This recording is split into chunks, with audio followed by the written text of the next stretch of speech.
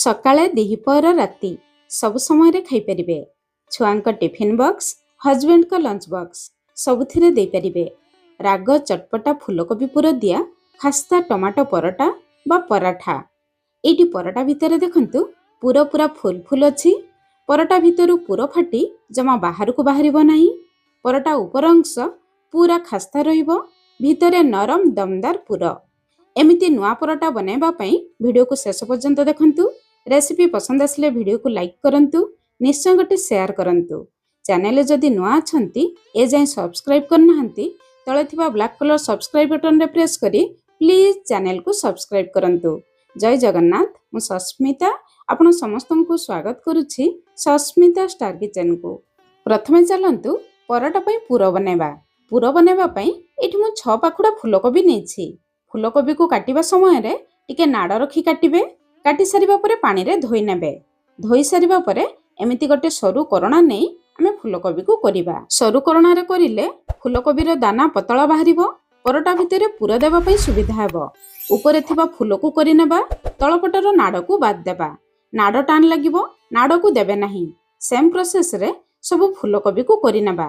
କରିସାରିବା ପରେ ଗୋଟେ ବଡ଼ ଜାଗାରେ ରଖିବା। ଦେଖନ୍ତୁ ଫୁଲକୋବିର ଦାନା କେତେ ପତଳା ହେଇଛି। ଏବେ ଏହି ଫୁଲକୋବିରେ ଅଧା ଚାମଚ ଲୁଣ ଦେବା। ଲୁଣ ଗୋଳେଇ ଫୁଲକୋବିକୁ 5 ରୁ 7 ମିନିଟ୍ ରେଷ୍ଟ କରିବା ପାଇଁ ଛାଡ଼ିବା। ଯାହାଦ୍ୱାରା ଫୁଲକୋବିରେ ଯାହା ବି ଏକ୍ସଟ୍ରା ପାଣି ଥିବ ସେ ପାଣି ବାହାରିଯିବ। ଆମକୁ ପରଟା ବନେଇବା ପାଇଁ ସୁବିଧା ହେବ। ତାପରେ ଚାଲନ୍ତୁ ଆଉ ଗୋଟେ କାମ କରିବା। ଯେହେତୁ ଆଜି ଆମେ ଟମାଟୋ ପରଟା ବନେଇବା, ଆମକୁ ଟମାଟୋ ଦରକାର। ଏଠି ମୁଁ 4ଟି ବଡ଼ ସାଇଜର ଟମାଟୋ ନେଇଛି। ଟମାଟୋ ଟିକେ ଲାଲ ଦେଖିକି ନେବେ, ପରଟାର କଲର ବହୁତ ବଢ଼ିଆ ଆସିବ। ଟମାଟୋକୁ ଛୋଟ ଛୋଟ କରି କାଟି ନେବା। ତାପରେ ଗ୍ରାଇଣ୍ଡର ଜାରରେ ଦେବା। ଟମାଟୋ ସହିତ 1 ଇଞ୍ଚର ଅଦା ଦେବା।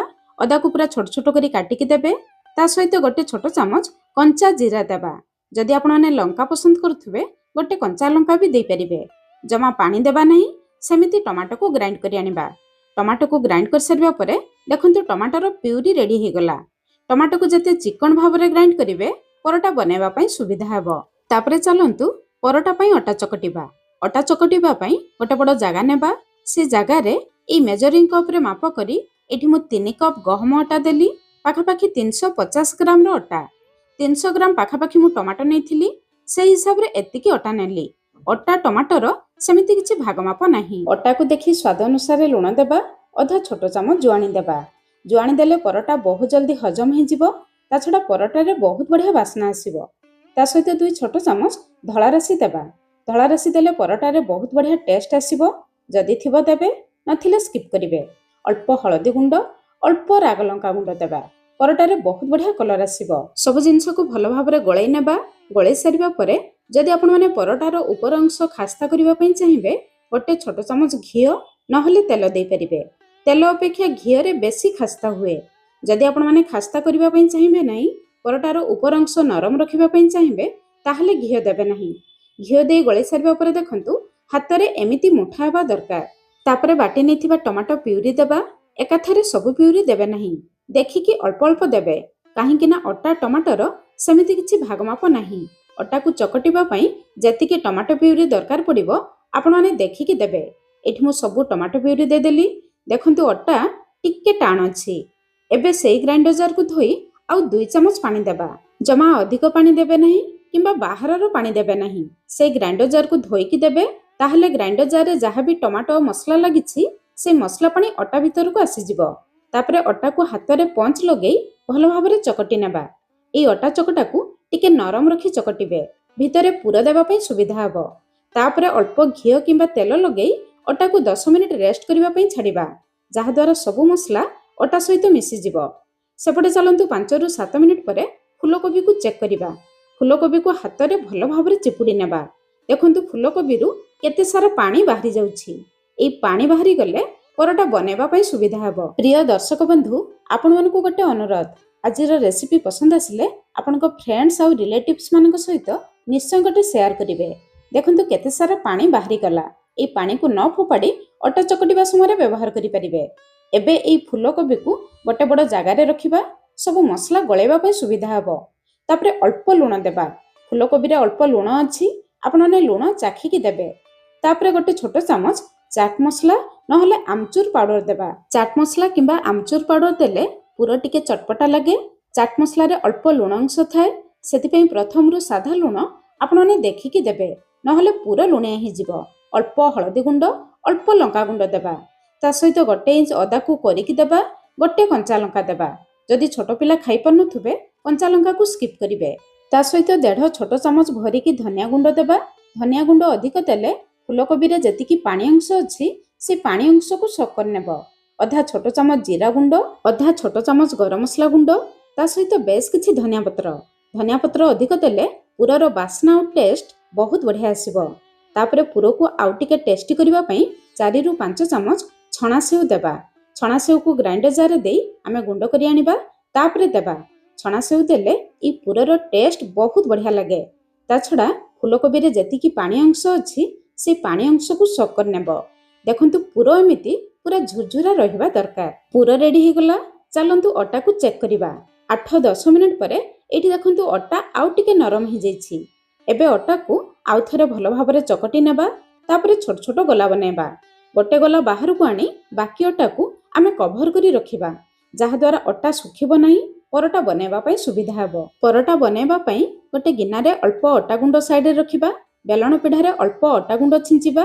ତା ଉପରେ ଅଟା ଗୋଲାକୁ ରଖି ହାତରେ ପ୍ରେସ୍ କରିବା। ଅଟା ଗୋଲା ଉପରେ ଅଳ୍ପ ଧଳା ରାଶି, ଅଳ୍ପ ଧଣିଆ ପତ୍ର ଦେବା। ଅଳ୍ପ ଧଳା ରାଶି ଧଣିଆ ପତ୍ର ଦେଇ ପରଟା ବନେଇଲେ ପରଟା ଦେଖିବା ପାଇଁ ଭଲ ଲାଗିବ, ଖାଇବା ପାଇଁ ମଧ୍ୟ ଭଲ ଲାଗିବ।